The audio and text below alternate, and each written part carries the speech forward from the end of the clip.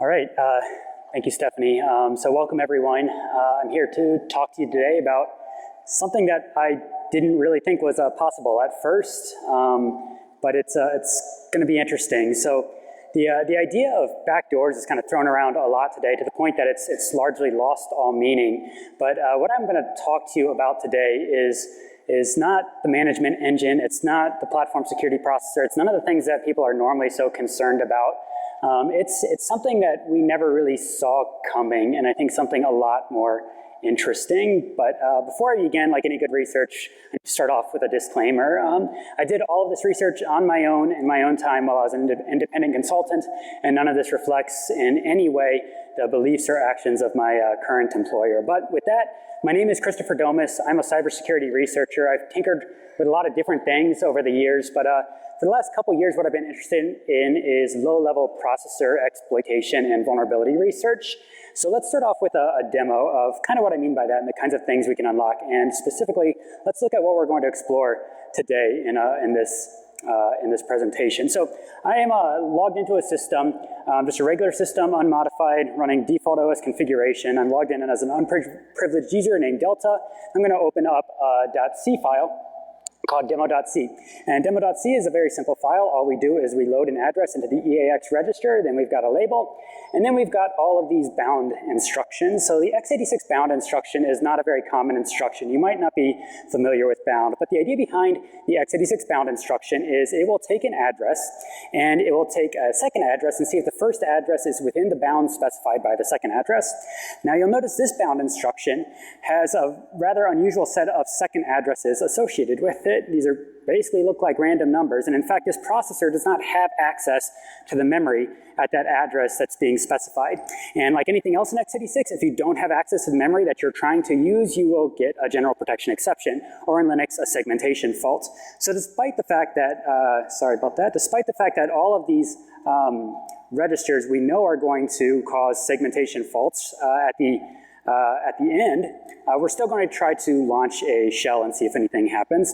So let's give this a try. We'll compile this little program. We will execute it, and sure enough, just like we expected, we get a segmentation fault, and our user hasn't changed. So that's nothing terribly interesting here. But if I go back into this program, and I'm going to make one tiny little change. I'm going to add one x86 instruction. It's an instruction that's so secure, or so obscure and unknown, it doesn't actually have a name. In fact, it's not supposed to exist. I have to write this in machine code. OF3F is the one instruction I'm going to add to the beginning of my executable. And when I execute this instruction, the fundamental nature of all the subsequent bound instructions is going to change. And what I'm going to be able to do is use those instructions to reach directly into the kernel, bypassing all of the processor's security mechanisms in order to give myself root access on this system. So this...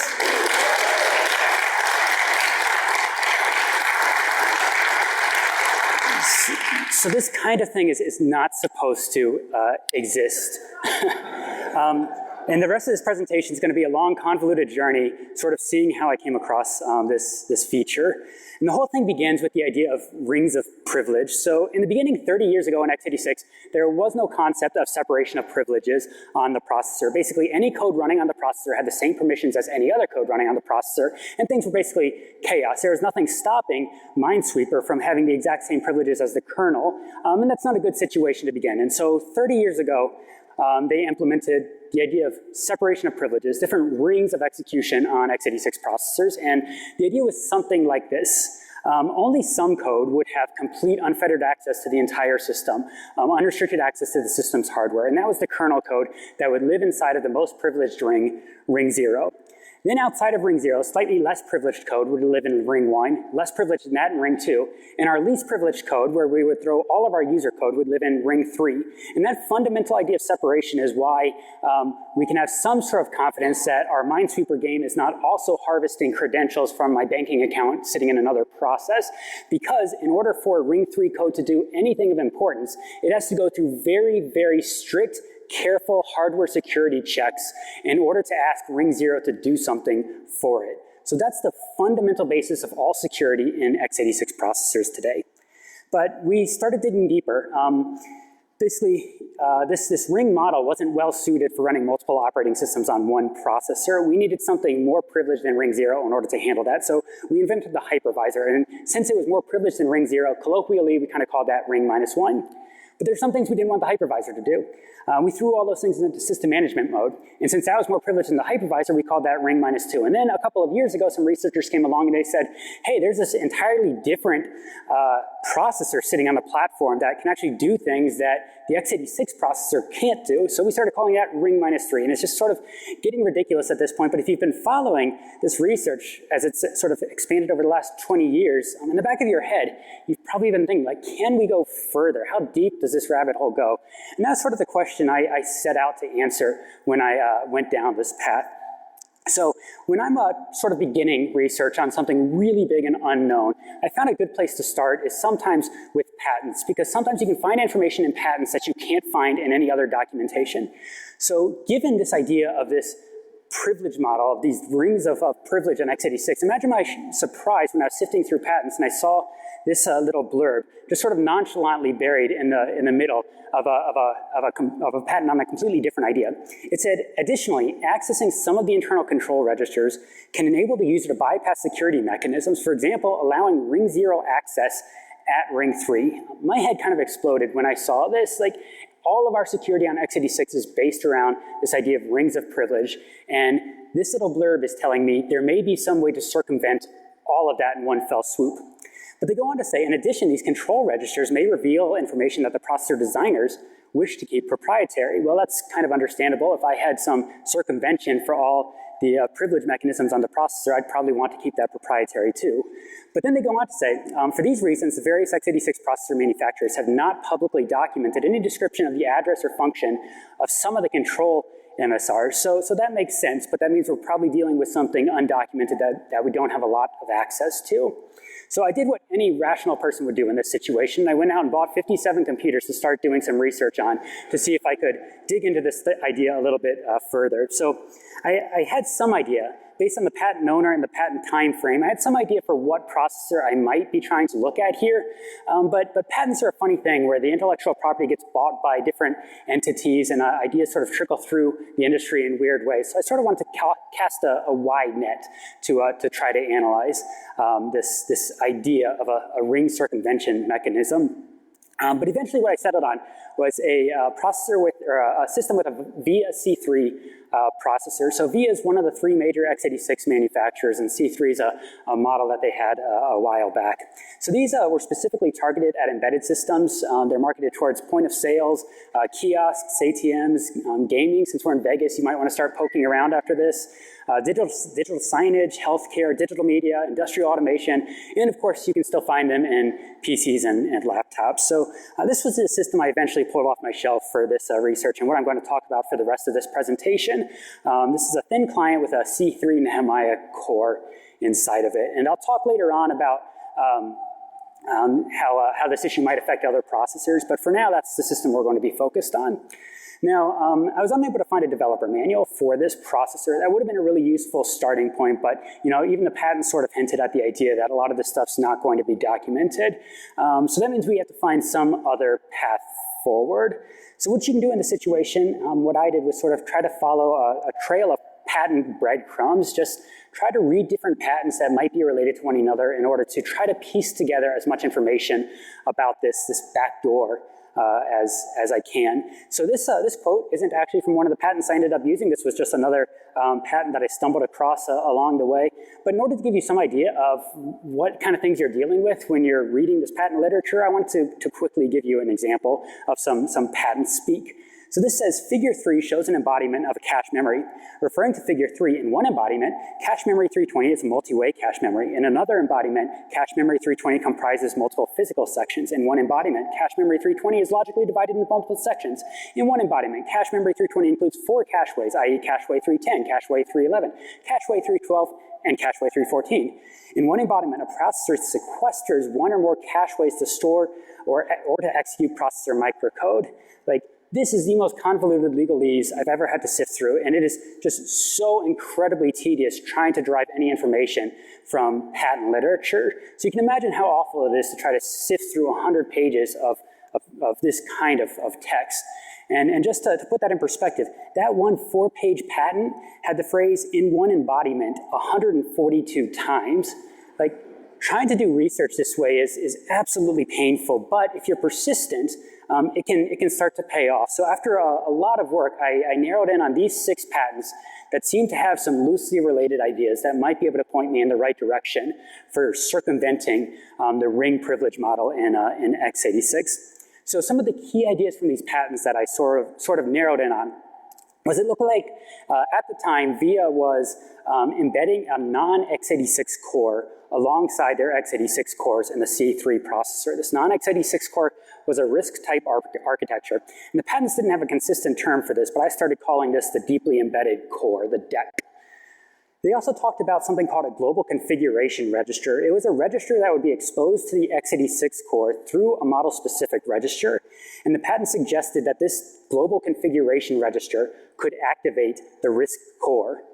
They also talked about what was called a launch instruction. It would be a new instruction added to the x86 instruction set architecture, where once the RISC core was activated, you could use the launch instruction to start a sequence of RISC instructions. So where does that leave us? Well, this is all sort of wild speculation at this point, just piecing together little pieces of different patents. But if our assumptions about this deeply embedded core are correct, that means it could be used as sort of a backdoor, a means of surreptitiously circumventing all of the processor security checks. So that's obviously something worth diving into a lot further. So let's start at the beginning. How would we go about activating this circumvention mechanism? Well, there's 3 little tidbits from the various patents I was able to pick up on that might point us in the right direction here. We've got one patent that says a model-specific register can be used to circumvent processor security checks. We've got another patent that says a model-specific register can be used to activate a new instruction in x86. And we've got a third patent that suggests that a launch instruction can be used to switch to a RISC instruction sequence. So if you put these 3 things together and sort of fill in the gaps, it sounds like there's some model-specific register bit that enables a new x86 instruction that activates a RISC core that can bypass the processor security checks.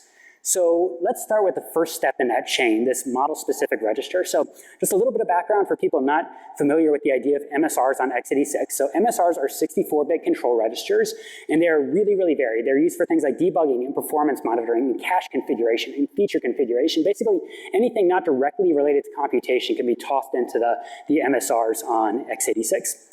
And unlike the registers you might be more familiar with, like EAX or EDX on x86, MSRs are accessed by address, not by name. And the MSR addresses go from 0 to 4 billion. So the way you access a specific MSR is you load its address into the ECX register, and then you use the read MSR and write MSR instructions in order to access the contents of that MSR. So theoretically, one of these MSRs will allow us to eventually bypass security mechanisms on the processor, but there's a saving grace here. You can only access MSRs from ring 0 code. So even though we might be able to enable a backdoor on the processor, it should require one-time ring 0 kernel level access in order to activate, or maybe not. We'll revisit this part later, but just so that we can move the research forward for now, let's assume that we have one-time ring 0 access just to tinker with the MSRs in order to get the rest of this chain active, and we'll revisit that limitation later on. So going back to that original patent I talked about, they do mention that the various x86 processor manufacturers have not publicly documented any description of the address or function of some of the control MSRs. So that leaves us in a bit of a conundrum. If we don't have any documentation for which MSR we're looking at, how are we going to find the one that activates these secretive features? So step 1, it seems, would be let's just figure out which MSRs are implemented by the processor. Ignoring any documentation or anything else like that, let's figure out which MSRs actually exist on the processor. And this one's a pretty easy one to solve. Basically what you can do is in a kernel module, set your general protection exception handler to be a specific function under your control. You can do that with the LIDT instruction to reconfigure that exception handler. Then you're going to load an MSR address into the ECX register. So let's say I wanted to figure out, does MSR 1337 exist on this processor? I'll load 1337 into the ECX register. Then I'm going to try to read that model-specific register. And then if I don't get a fault, that means that the MSR exists. Whether or not the documentation says that MSR exists, it must exist if I don't get a fault. On the other hand, if my exception handler gets control, that means that that MSR does not exist. So this is a really, really simple way to iterate through all the possible MSRs and figure out which exist on the processor, which don't exist on the processor. So when I ran this little algorithm on my target C3 processor, what I found were that it had 1,300 implemented model-specific registers, and that is way more than would be typical on an x86 processor, and kind of threw a wrench in this whole process. That's too many MSRs to analyze. I think one bit in one of these MSRs is going to activate this new x86 instruction, but I can't sift through 1,300 MSRs on my own. So the next question is, well, which of these MSRs are actually unique? Which really could be the ones that I'm looking for? What are the interesting ones that I should be focused on? So I came up with this idea for sort of a timing side channel attack on the processor, where basically what I would do would be to calculate the access times for all 4 billion possible MSRs. So what that looks like is we have a read MSR instruction, and then on either side of that read MSR instruction, we have some serialized read timestamp counter instructions. And that lets me measure exactly how much time it takes to read any given model-specific register. So what that ends up looking like is this. On the x-axis here, I've got my 4 billion possible MSRs on this platform. On the y-axis is the amount of time it takes to access each of those MSRs. In green, I'm showing the MSRs that actually exist on the processor. In red are the unimplemented MSRs. So this gives some really, really interesting insights into the processor that would normally be totally off limits to us. We can actually sort of peer into the microcode and understand what's happening with these various MSRs using this timing side channel. So I want to throw out an observation here, namely that functionally different MSRs should have different access times. So for example, accessing the timestamp counter MSR should take a different amount of time than accessing a thermal sensor MSR. And that's because each of those MSRs is going to have different microcode implementing them. That microcode is going to take different amounts of times to execute. So I would expect the access times for each MSR to be different if the MSRs are very different. On the other hand, functionally equivalent MSRs should have approximately the same access time. So for example, there's something called the MTRR, the memory type range registers in x86. It's a set of MSRs that control cache behavior for different regions of memory. What I would expect would be that MTRR 0 would have roughly the same access time as MTRR 1, because even though they control different regions of memory, they're functionally equivalent MSRs. So what that means is that this timing attack gives me a way to differentiate between like and unlike MSRs. And I'm going to define like MSRs as adjacent MSRs with equal or functionally related access times. So then specifically, I'm going to throw out this hypothesis that the global configuration register, this model-specific register hinted at in these patents, is probably unique. It doesn't make sense to have multiple functionally equivalent versions of the GCR. This thing should have a bit that activates a new x86 instruction that I can use for circumventing protections. And it doesn't make a lot of sense to have several of these different registers all doing the same thing. So when I start looking at my timing graph, I can begin to pick out the functionally unique MSRs in this graph. It's the ones that are separate from the other MSRs on the system. So when I begin to identify the functionally unique MSRs, I'm able to actually pare down that original list of MSRs a lot more. So using this side channel, I found 43 unique model-specific registers from the 1,300 that are actually implemented on the processor. So that's really exciting for me. That means it seems like my research can move forward. 43 sounds like a much more tractable number of model-specific registers to analyze than 1,300. The problem is 43 MSRs is still 2752 bits to check at 64 bits a piece. That is a lot of bits to sift through. I want to find one bit that activates this launch instruction, this new x86 instruction, but that's too many bits for me to go through by hand, especially when you consider the magnitude of the x86 instruction set. So theoretically, one of these bits enables a new x86 instruction. Well, if we look at how many possible x86 instructions there can be, it turns out there's a lot. x86 is a really, really complicated architecture, and an upper bound on the number of possible x86 instructions would be something like 1.3 undecillion instructions. So I'm looking for a single new instruction amongst 1.3 undecillion possible instructions. Even if I take a really, really generous estimate and say that I can scan 1 billion possible instructions a second, we can do like a quick Fermi calculation to see like 1.3 undecillion divided by a billion, divided by 60 seconds in a minute, divided by 60 minutes an hour, divided by 24 hours a day, divided by 365 days a year, means scanning for a new instruction in x86 is going to take approximately 1 eternity. So I don't have time to sit around waiting to find this new instruction, especially when I've got to do a scan for every bit. Then I'm looking at about 2,700 eternities trying to find which bit activates this new x86 instruction.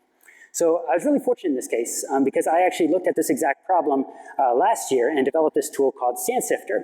So what SandSifter does is it finds an intelligent way to scan through the x86 instruction set. It uses page fault analysis and a depth-first search algorithm to quickly find all the x86 instructions of interest on a processor.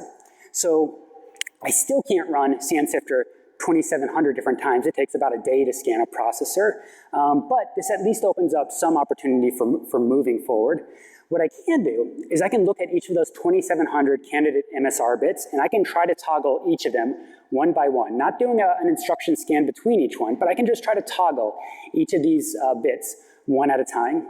Of course, I'm going to run into some problems. These are configuration bits that control the deepest workings of the processor, and I have no idea what they do. So a lot of them are going to lock the processor, freeze the OS, panic the kernel, or just reset the system entirely. So this is still something that's not really doable by hand, but we can automate this process. So I developed a simple setup where I would have a target system, the VSC3 processor, would have a wire soldered onto its power switch, and that wire is connected to a relay, and that relay is connected to a master system. The target system boots from the master over the network, and the master system can SSH into the target and assign it jobs. Basically, it can SSH into the target and start toggling its potential MSR bits one by one. And what the master will do is it will detect when the target is frozen or panicked or locked and use that relay in order to power cycle the target. So this way I can automate the process of trying to toggle each of these 2,700 MSR bits one by one in order to see how many can I get on before the system becomes unstable. So through hundreds of automated reboots, this thing ran for about a week, and I was able to identify exactly which of those bits could be toggled without the system having any sort of visible side effects. So with that done, I would go in and I would toggle all of the stable MSR bits that I could possibly access, and then run the SandSifter scanning tool in order to see if any new instructions had appeared on that x86 processor. So that looks something like this. So SandSifter is scanning the system for new instructions using its page fault analysis depth first search thing. I've sort of started watching this, taking this video in the middle of a search, but if you let this scan for about a day, what you'll eventually find is SandSifter will spit out some new information for us. So there we go. After about a day of scanning, SandSifter finds exactly one new instruction in x86 that was not supposed to be there. It finds OF3F. So judging from the patent literature, this is what they're calling the launch instruction. This is the new x86 instruction enabled by some bit in the global configuration register. So with GDB and a little trial and error, I was able to figure out that this launch instruction is effectively a jump EAX instruction. It just jumps to whatever address is in the EAX register.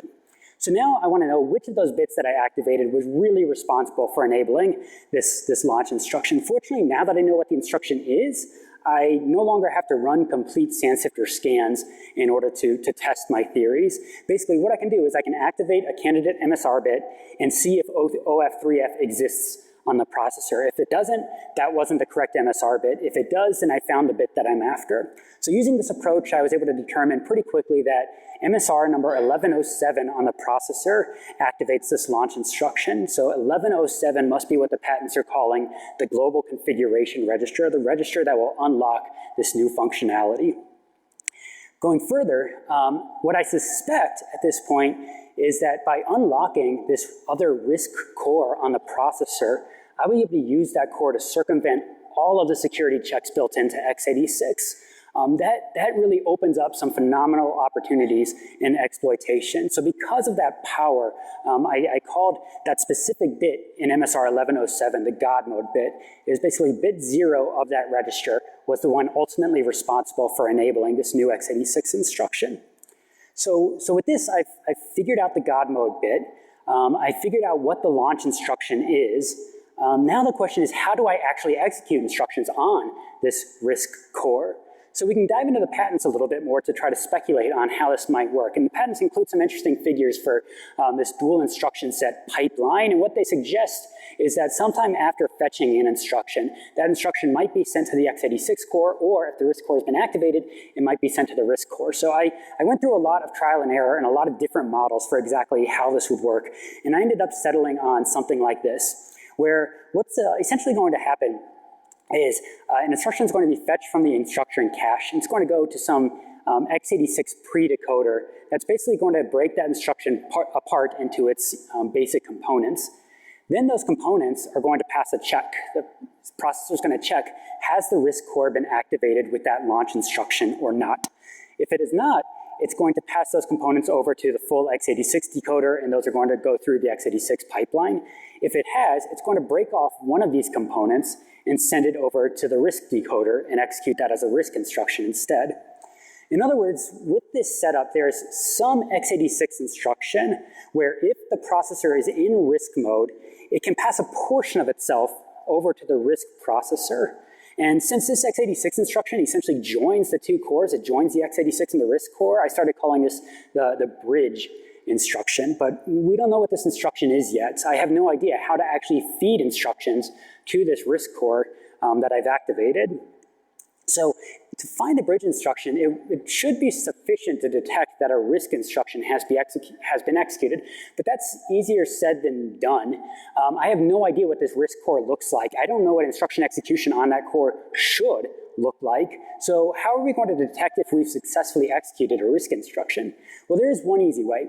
The theory here is that if this core actually does provide a way to get around the processor security checks, then there should be some RISC instruction that when executed in ring 3 would corrupt the system. Basically, that would give us something really easy to detect. If the processor locks or the kernel panics or the system resets, that would be a sure sign that we executed a RISC instruction, because none of those things should be able to happen if you're just executing ring 3 x86 instructions. So if we detect any of that behavior, we know that we've found a corrupting RISC instruction and therefore found the x86 bridge instruction as well. So to explore this, I sort of tore apart the heart of SandSifter and repurposed it for brute force fuzzing of the processor. And what SandSifter is going to do now is it's going to execute that launch instruction before every x86 instruction that it generates. And what SandSifter is trying to do is it's trying to generate a processor lock. And you'll see that we just did that after fuzzing the processor for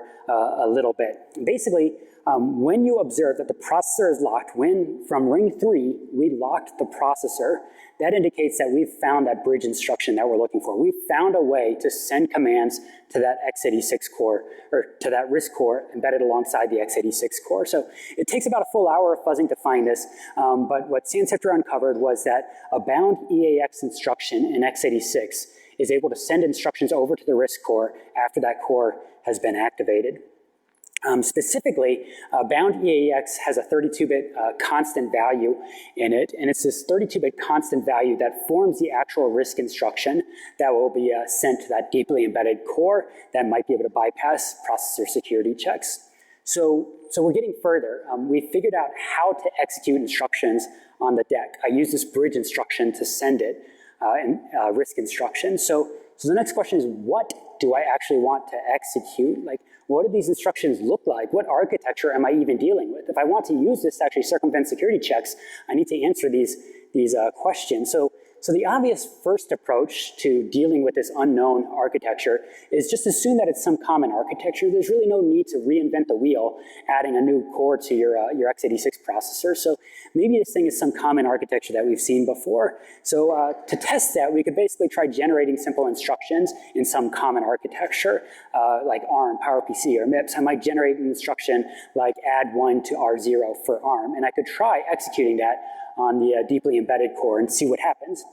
The challenge here is, without knowing anything about that deeply embedded core, there's no obvious way for me to necessarily check the results of an instruction. So sure, I can generate some simple RISC instruction and try to execute it, but I don't know what I'm looking for after it executes.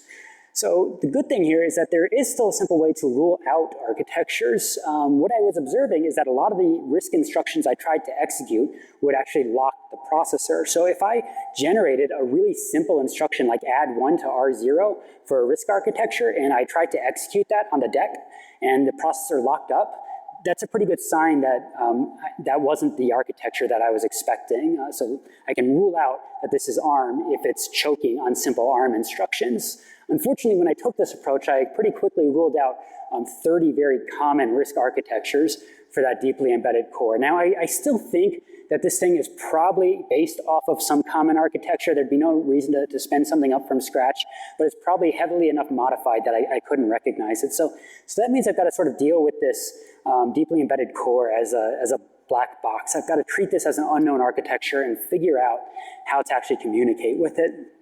So to do that, we've got to basically reverse engineer the instruction format for that deeply embedded core. And I spent enough time on this, I made up my own name for this. I started calling it the deeply embedded instruction set, the DIEs.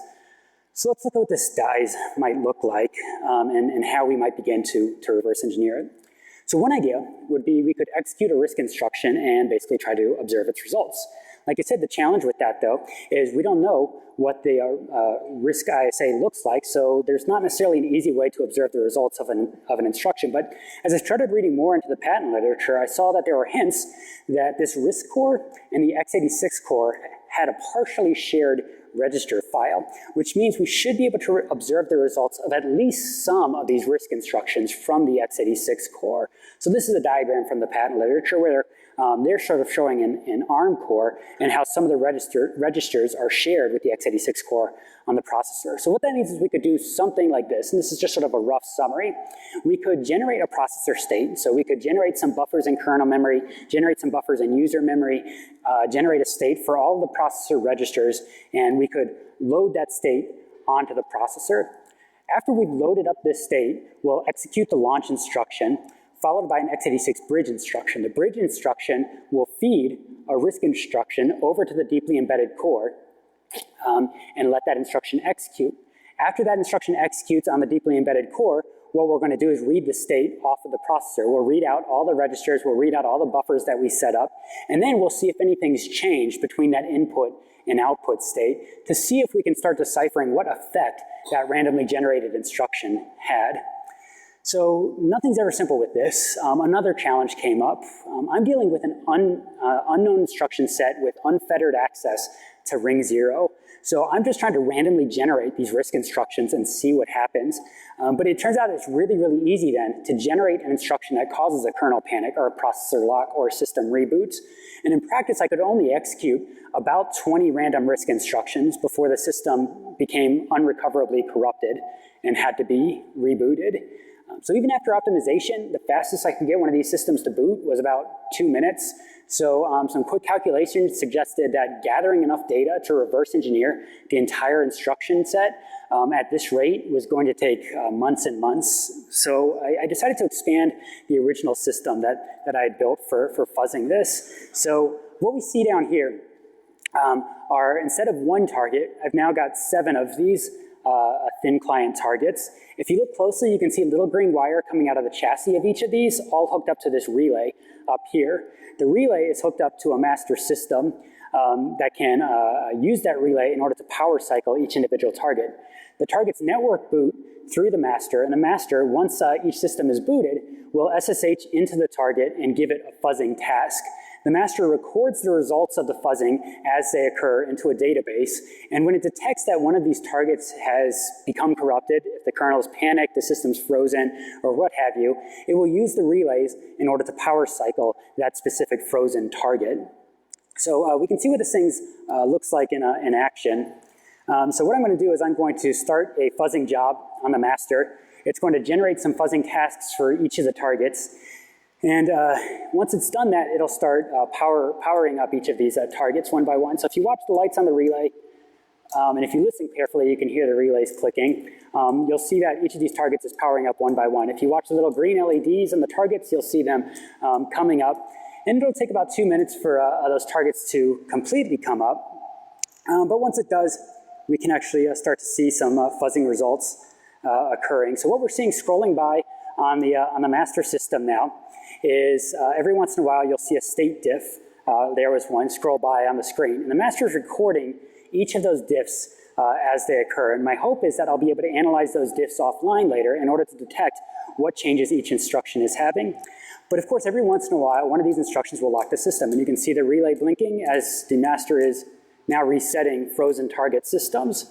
So this thing ran for about 3 weeks. I collected 15 gigabytes of logs, about 2.3 million different state diffs for 4,000 hours of compute time in order to try to gather enough information to reverse engineer this unknown instruction set. So the very first thing I wanted to figure out after I collected this giant collection of logs was, is any of my theory correct? Am I actually able to circumvent ring protections through this embedded RISC core on the processor? And I was really excited when I found this first instruction, A7719563, an instruction that I executed in ring 3, sending that instruction over to the deeply embedded core from the bridge instruction. And we can see that EDX got loaded with a new value here. EDX became 800500033. That is the value of the control register 0. So CR0 is supposed to be a register that is only accessible to ring 0, but we just read it in ring 3 using the deeply embedded core. And we're not just limited to leaking data from ring 0, we can actually write data that only ring 0 should have access to. So for example, only ring 0 should be able to modify the debug registers in x86, but here we can actually see that this DEC instruction, this deeply embedded instruction, was able to write the value of EBP into the DR0 register. So this is a really good sign. Things were looking promising to be able to use this backdoor for privilege escalation purposes. So really, when we've started tearing down the boundaries of rings, when we can reach directly into the kernel, we can do whatever we want at that point. But I wanted to come up with some sort of simple, interesting proof of concept payload to demonstrate the capabilities of this deeply embedded core on the processor. So I thought an easy proof of concept would be privilege escalation payload. And the privilege escalation payload would look something like this. So the very first thing we want to do is we want to read the global descriptor table register in x86. The global descriptor table register is going to point us to the global descriptor table, and one of the entries in the global descriptor table is going to be for the FS segment register. We can, theoretically, if we can circumvent ring protections, we can reach directly into kernel memory and pull out that segment descriptor from the global descriptor table. And there's some bit fields in that segment descriptor that will give us a pointer to our process's task structure. And again, if we are able to reach into kernel memory and pull out information, we can grab a pointer to what's called the CRED structure that sits within this task structure. So the CRED structure is going to hold my process's permissions. So with access to the credential structure, what I'm going to do is I'm going to give myself root permissions. Root in Linux is basically defined by 0. So I'm going to use my ring circumvention techniques in order to write the value root to the UID, the GID, the EUID, and the EGID in that credentials structure. So at least that's what our payload theoretically looks like. The next question is, can we actually build this thing using this deeply embedded core? Now, if you look carefully at the payload, there's really only a few places where we actually bypass the ring boundaries, where we actually reach into ring 0 and start modifying things. So those are really the only places where I need this deeply embedded core to do my work for me, but it is kind of fun to write instructions for this secret core on the processor and make it do interesting things. So I thought it'd be a little more interesting to actually try to write this entire payload in instructions for that deeply embedded core, as opposed to just the kernel accesses that I needed. So to build that payload, well, I'm in a situation where I've got 15 gigabytes of logs. I've basically got to start sifting through this thing for primitives. So this actually starts to feel a lot like building a ROP chain, where conceptually I know what I'm trying to accomplish, but I need to figure out how to use my individual pieces in order to accomplish that. So we can start looking through those logs for some things to help us out. So for example, I want to find a GDT read instruction from that DEC core. And sure enough, I can find A313, which seems to read the global descriptor table register into the EBX register. I need a kernel read primitive. I need some way to read kernel memory from that deeply embedded core. And sure enough, I can find an instruction that does that. D407 read this single byte out of kernel memory and into a processor register. I need a kernel write privilege. I can find that too. E2B7 does exactly that. It wrote the low bit of ECX into a kernel memory buffer.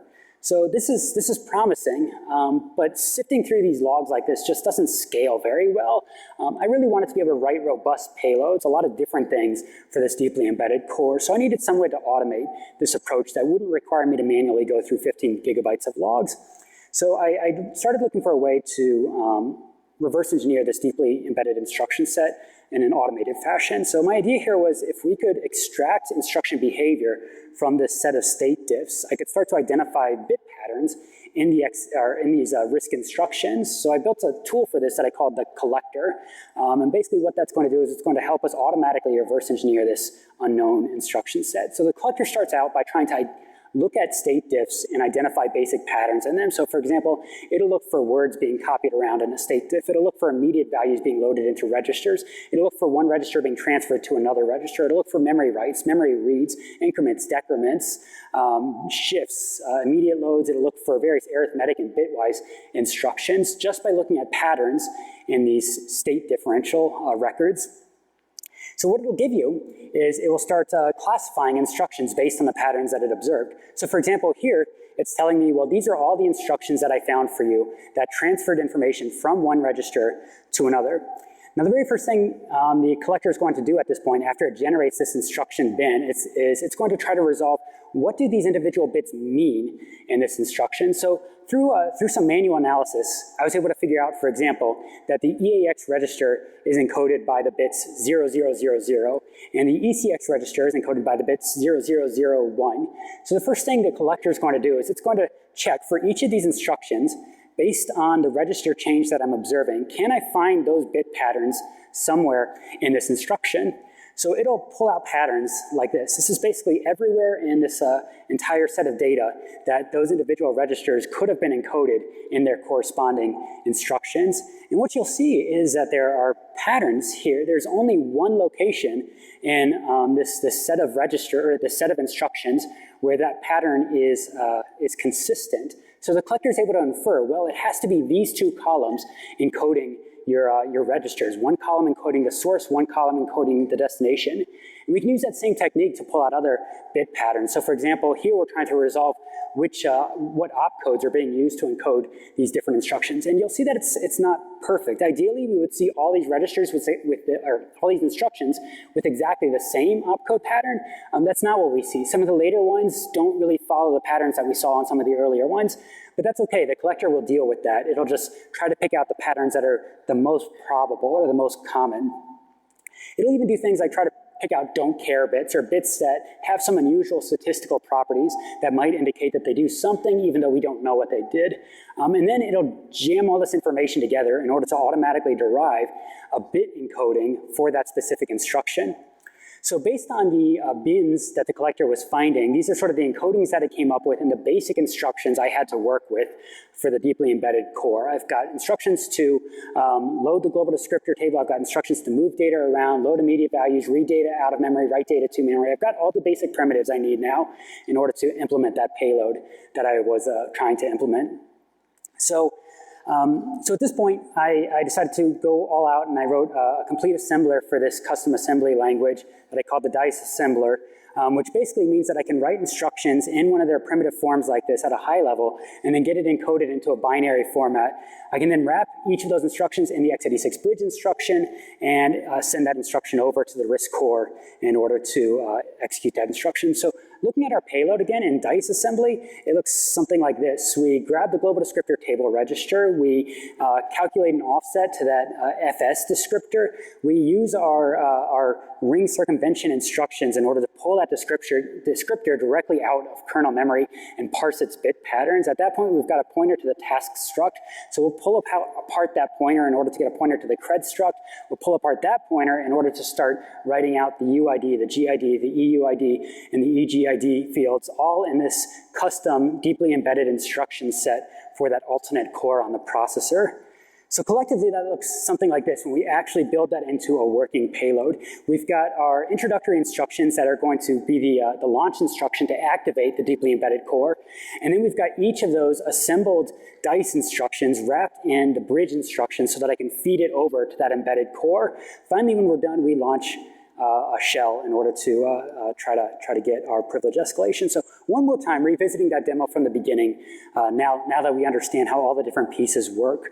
We began by unlocking the back door by executing that secret x86 launch instruction that was enabled by the God mode bit. After we've executed the launch instruction, the processor is ready to start accepting RISC instructions, but we're only able to get those instructions over to the RISC core by wrapping the instruction in the x86 bridge instruction. So that bound EAX instruction is now how we can send these individual RISC instructions over to that deeply embedded core in order to get it to execute exactly what we want, in order to make it circumvent the processor security checks that we're trying to get around. Finally, we'll execute a shell in order to view our results. So once again, we simply compile this program and check who we are. We're still a regular user. We'll relaunch this program and see that we've become root. So I'm only going to half seriously throw this out, but this is sort of like a ring -4 on the processor. So ring -3 was a core that was completely separate from the x86 processor. This is a little bit more deeply embedded. It's sort of a secret co-located core alongside the x86 core. Unlike ring -3, it has unrestricted access to the x86 core's register filed. It's got shared execution pipeline with the x86 core, which in many ways makes this more powerful than ring -3 was, but at the same time, the whole thing's nebulous this deep, and the whole ring model has sort of completely shattered by this point, but it is sort of an interesting thing to think about. So that leaves us with this. This is direct ring 3 to ring 0 hardware privilege escalation on x86. This has never been done. Every other attempt at this kind of thing has used operating system code or other program code in order to exploit some flaw. This is purely a hardware circumvention mechanism for the fundamental ring privilege model behind all of our processors. Fortunately, it shouldn't be that big of a deal. We still need ring 0 access in order to get this whole thing kicked off. The whole rest of the pipeline can be done in ring 3, but the first change, that toggling the God mode bit, had to be done with ring 0 access. At least that's the theory. As I started poking around some of these other systems I had in my stockpile, that turned out to not be the case. So what we're looking at here is another VSC3 processor. This is a Sanyo 2 core. I've just booted up this system from scratch. Nothing else has been modified. Nothing else has been touched on it. And we're going to log in as a normal unprivileged user. I could have dumped all this over serial. I didn't have the right setup for that. But after we log into the system, and what we're going to do is install the MSR kernel module in order to gain access to the MSR bits. We're not going to modify them, but I am going to read them out. I don't have the read MSR tool on this, so I'm just going to hex dump out those specific MSR bits. So I'm looking at the global configuration register on this processor. And when I do that, you'll see the low byte of the global configuration register is D7. That is 11010111. The low bit of this register is the God mode bit. That means the God mode bit is active by default on a freshly booted Sanyo 2 core. That means that any unprivileged code on this system could have accessed the kernel at any time, which is a scary prospect. And when you sort of blow away the x86 ring protection model entirely, all of our other protections fall apart. Antivirus does nothing now. ASLR, DEP, they're easily circumvented when you can just directly reach into ring 0. Code signing, control flow integrity, kernel integrity checks don't do anything when there's no more separation between the rings. So it's a scary prospect, but there are mitigations. So one approach would be to update the microcode to lock down the God mode bit, or we could update microcode to disable the bridge instructions so that we couldn't feed instructions to the deeply embedded core. Alternatively, we could update the OS and firmware to disable that God mode bit and just periodically check its status to make sure it hasn't been enabled. But at the end of the day, this is an old processor. It's not in widespread use, and I don't mean to throw VIA under the bus. I think this was a good idea that just had a flaw in its implementation. Their target market was embedded, and this was probably a useful feature for their customers. So instead, we should take this as a case study. Backdoors do exist in hardware, but we can find them with the right techniques. So looking forward, I do think this is a big deal. This isn't just a C3 problem. This isn't just an x86 problem. This is an overall flaw or an overall problem in all of computer engineering, where these black boxes that we're trusting for all of our computation, we have no way to introspect them. So whether or not these hardware backdoors exist anywhere else, this is a problem that's going to continue to haunt us until we have a way to look into these black boxes. So I think that's the big takeaway here is whenever we find something secretive or off limits, we as security researchers need to push deeper because that's how we establish trust. That's how cybersecurity should work. So along those lines, I've open sourced all this information. All the tools, techniques, code, and data from this are available online now. You can scan anything, scan everything, and I really, really hope people will build off of this for future research in order to dive deeper and deeper into processor security. I do want to quickly pitch a side project, Project Night Shift. I'll talk more about this in a few days, but it turns out that you can use that side channel attack that I demonstrated in order to reveal password protected registers in some x86 processors. So I'll be demonstrating that at DEF CON if you're around. But beyond that, you can find all this work right now on my GitHub. That's github.com, XOR EAX, EAX, EAX. That's Project Rosenbridge is this specific project. You can also find a sand sifter fuzzer there, the Mobfuscator single instruction C compilers there, some other fun stuff I've done over the years is all there. If you have any feedback or ideas on this, I would absolutely love to hear it. I'm totally out of time now, but you can grab me after the talk. You can shoot me an email or contact me on Twitter at XOR EAX, EAX, EAX, or same thing at gmail.com. So thank you everybody for attending, and that's all I've got.